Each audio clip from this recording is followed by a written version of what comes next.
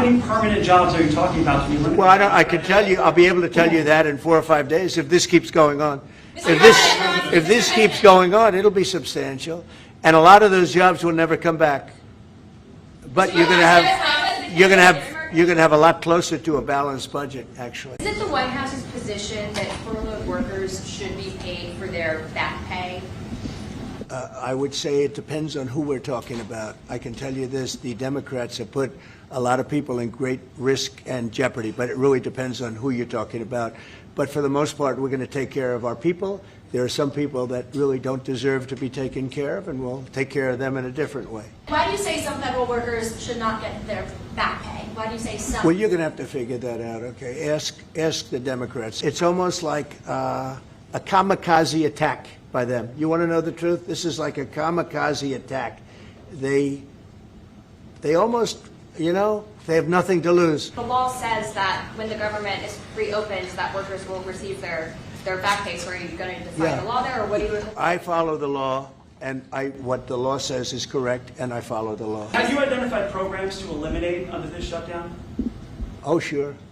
Sure. Which ones? We have a lot. I'm not going to tell you, but we'll be announcing it pretty soon. But we have a lot of things that we're going to eliminate and permanently eliminate. Because of the shutdown, which I think they made a big mistake, we're able to take out billions and billions of dollars of waste, fraud, and abuse. And they've handed it, you know, on a silver platter. And you know Russell Vogt, he's a serious person, very serious person, and he's sitting there and he's getting ready to cut things. How many permanent jobs are you talking about to be eliminated? Well, I can tell you, I'll be able to tell you that in 4 or 5 days if this keeps going on. If this keeps going on, it'll be substantial, and a lot of those jobs will never come back. But you're going to have a lot closer to a balanced budget, actually. Well, look, I actually think one of the problems with the traditional financial market is that people have to pay attention to it, right? If you think about what's going on in the stock market, I have to know what the company is, what products they're constantly coming out with, who are they selling them to, what's the latest earnings report, what's interest rates, all this information. It's very hard. So if you think of the average American, they are getting punished in the economy, right? That K-shaped economy is really, really hurting a very large portion of it. And the beauty of Bitcoin is the very simple story. They are never going to stop printing money, so therefore Bitcoin will never stop going up. And if you simply think of Bitcoin as savings technology, all you have to do is go out, work hard at your job, make money, spend less than you make, and then put the extra savings into Bitcoin, and then allow Bitcoin to benefit from what we know is going to happen, which is they are never going to stop printing money. And I think that that simplicity is actually very attractive to some cohort of investors. And now you see investors saying, wait a second here, this quote-unquote debasement trade means that I don't have to go do all that work. I can simply just go and buy something like Bitcoin. And I think that really maybe the story of finance of this decade is that Bitcoin is becoming the hurdle rate, right? Historically, we've looked at things like the S&P. If you go back to 2020, the S&P is up 100% since 2020. Priced in Bitcoin is down 90%. All of the returns that people are talking about in traditional finance, most of them are negative because no one can beat Bitcoin. And so if you can't beat it, then we just say you got to buy it. And I think that's what a lot of investors are starting to do. Welcome back to Squawk Box this morning. New this morning, the Intercontinental Exchange and Polymarket announcing a huge new deal. It's a strategic partnership. The financial services giant investing $2 billion in Polymarket. It's maybe old money meets new money. Joining us right now in an exclusive interview is Polymarket founder and CEO Shane Copeland and ICE founder and CEO Jeff Sprecher. It's great to see both of you this morning. It's a fascinating deal, and really, as I said, it's sort of old money, new money. It's all coming together here. Why don't we go back in time just for a second, and maybe Jeffrey, you can explain how you thought about or how this whole thing came about.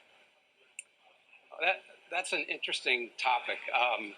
Shane was falsely accused of wrongdoing and was raided by the FBI. And a mutual friend of the three of us, actually, Tom Farley, called me up and said, you should reach out to Shane.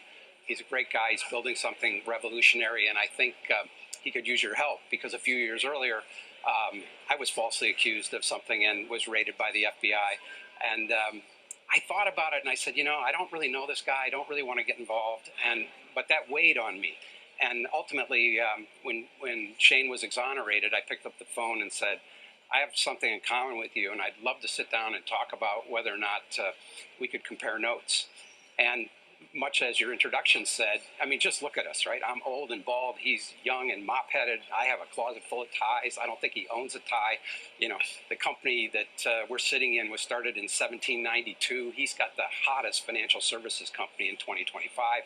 And so we started to talk about the white space of opportunity that existed between our firms and this common experience that we both had, and it brought us together.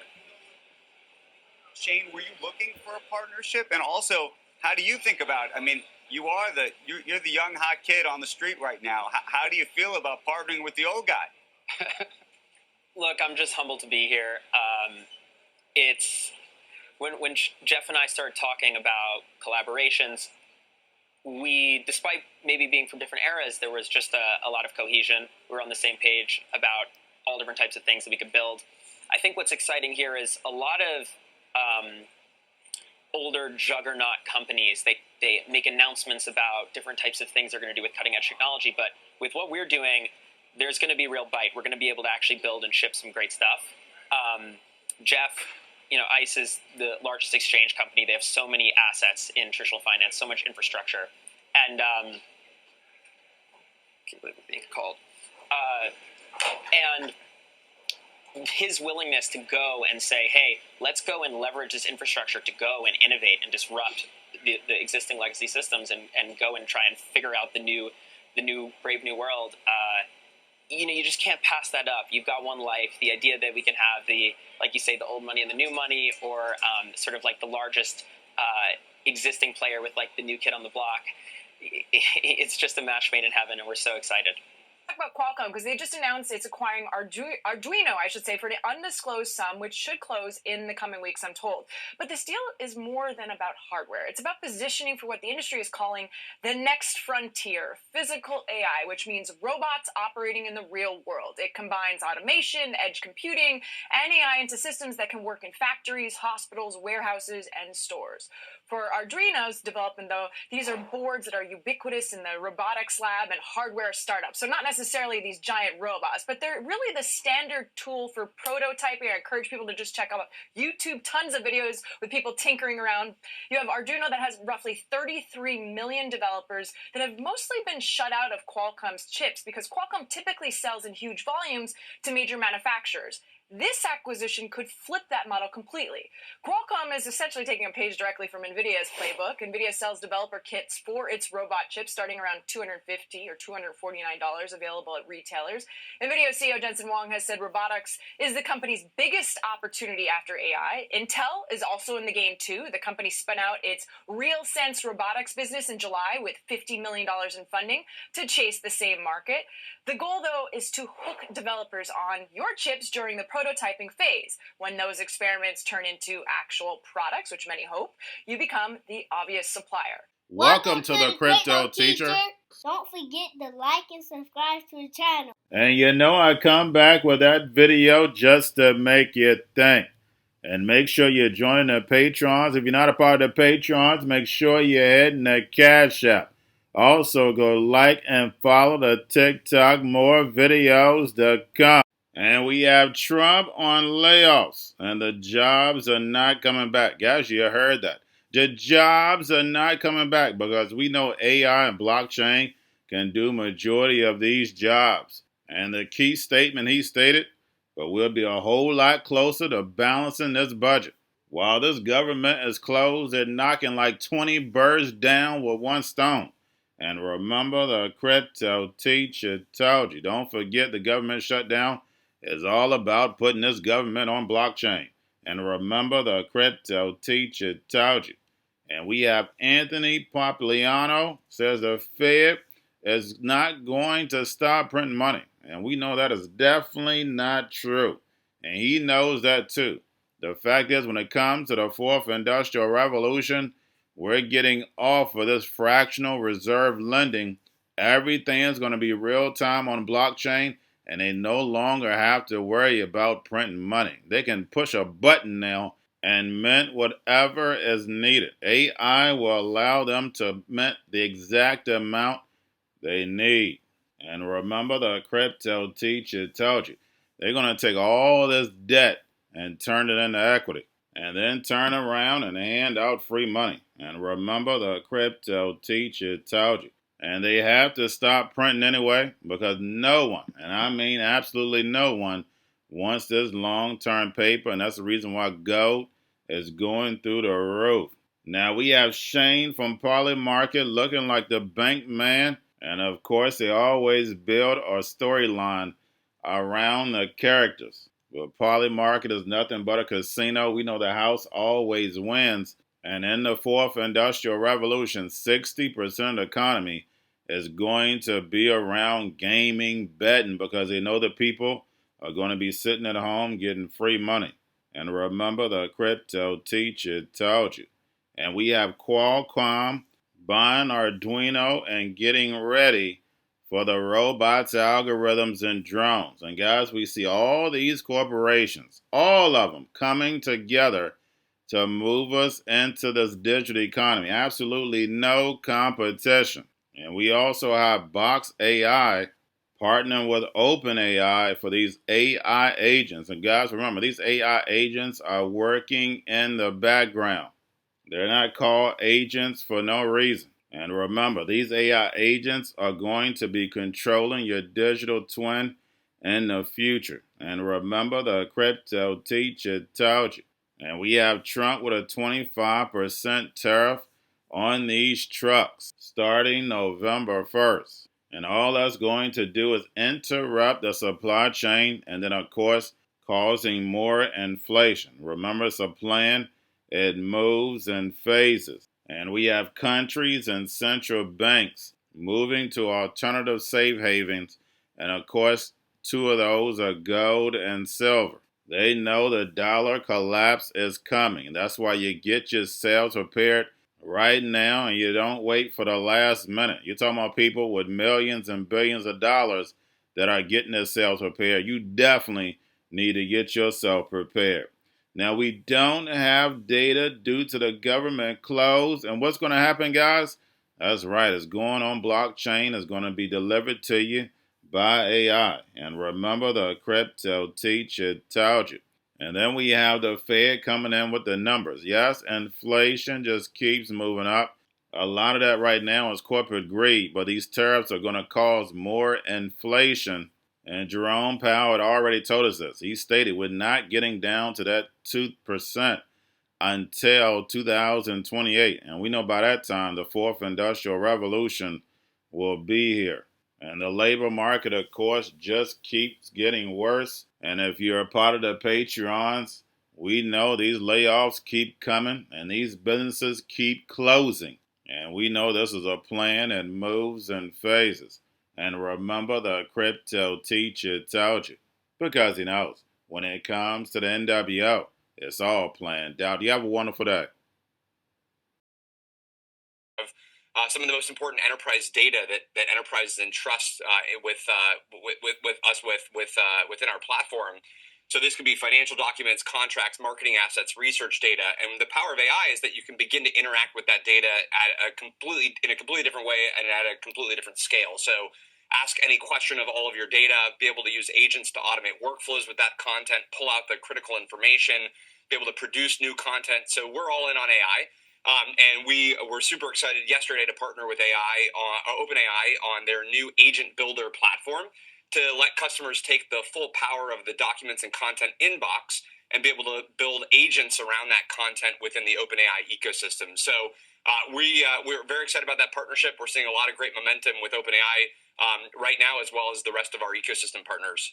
I think you're going to see that across the board when you look at companies like Cursor or Claude Code. These are heavy volume use cases where agents are coding lots of software, and so again, a completely new business model of software where you're not paying by the seat, you're paying by the usage, and the usage really has no particular limit given the characteristics of what you can do with these platforms.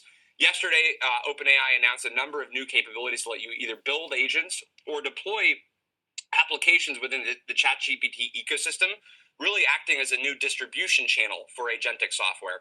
So I would think about yesterday's announcements really as another set of tools to let AI builders and software providers get even more scale with their technology and solve all new use cases.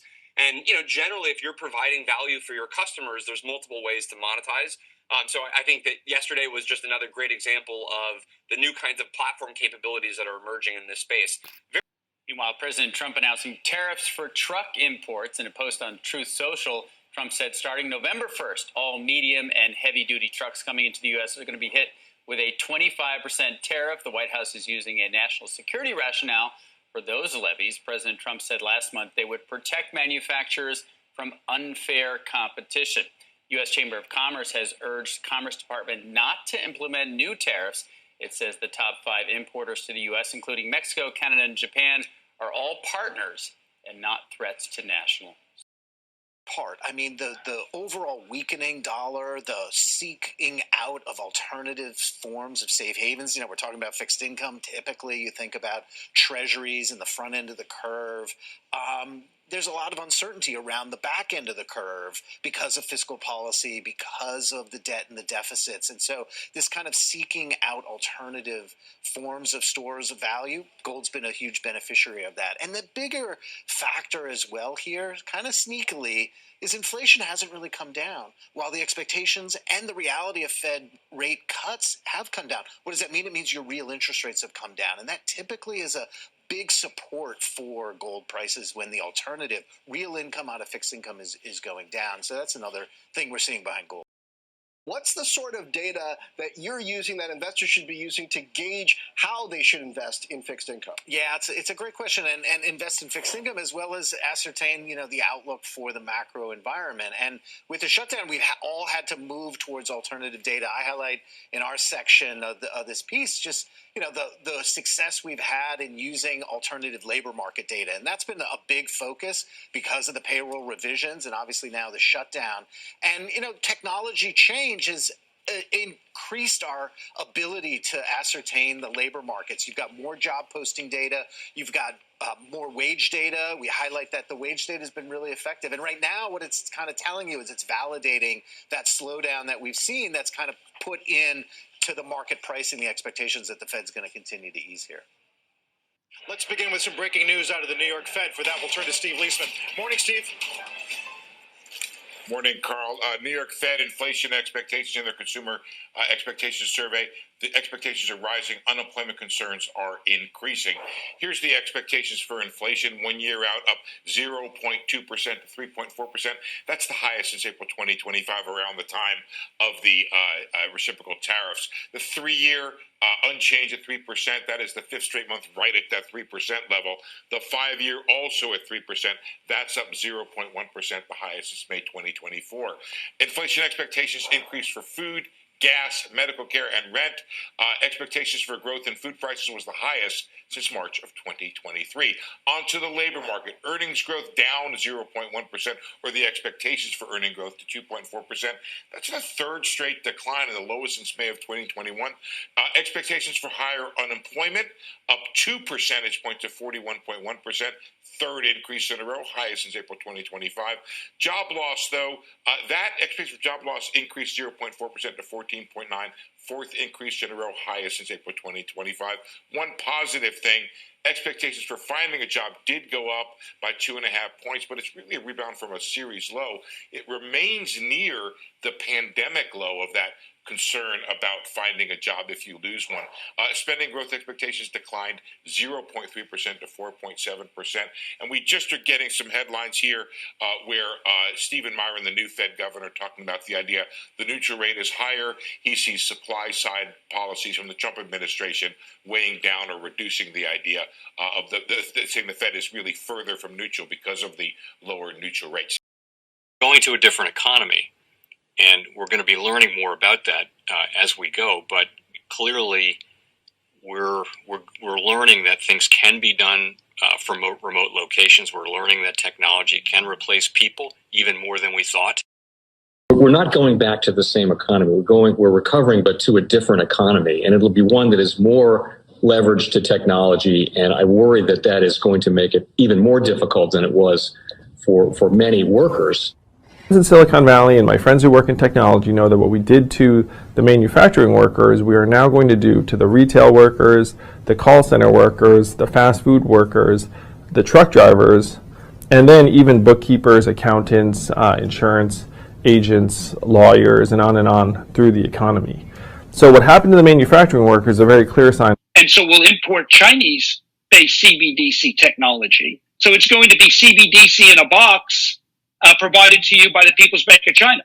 But every stock, every bond, every currency, every commodity, every piece of art, every private business, every piece of real estate will eventually be a token on a blockchain, an entry on a ledger, permanent and immutable. We will have truth instead of trust, and we will save over $7 trillion a year. 6 to 8% of global GDP is wasted by the friction of the trust industry that's necessary when you have dual entry accounting.